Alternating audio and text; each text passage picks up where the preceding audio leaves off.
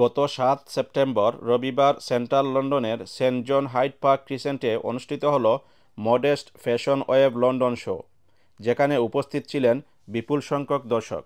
এই অনুষ্ঠানে modest fashion এবং আধুনিক সংস্কৃতির এক অনন্য মেলবন্ধন উপস্থাপন করা হয়।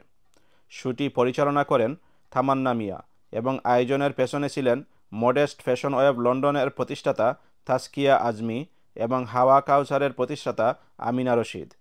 অতিথি হিসাবে উপস্থিত ছিলেন রয়্যাল বরো অফ কেনজিংটন এবং চেলসির কাউন্সিলর ডোরি এস মেটালিং, রিজেন্ট পার্কের Labour councillor Nasim Ali OBE, feast and Mishti রেস্তোরাঁর মালিক মিস্টার শরীফ ইসলাম, রুটি বক্সের প্রতিষ্ঠাতা Sufia K Chowdhury, celebrity doctor Nighat Arif, এছাড়াও আরও অনেক বিশেষ অতিথি উপস্থিত ছিলেন।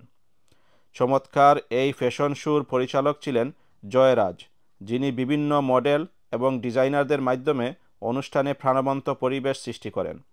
এই অনুষ্ঠান শুধু ফ্যাশনের প্রদর্শনী নয়, বরং বিভিন্ন সাংস্কৃতিক বৈচিত্র্য এবং সৃজনশীলতার সমন্বয়কে তুলে ধরেছে।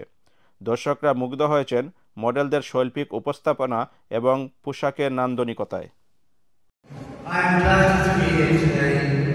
I'm so proud of what Ashkia and Amina are doing with their creativity, passion, and the modest fashion week.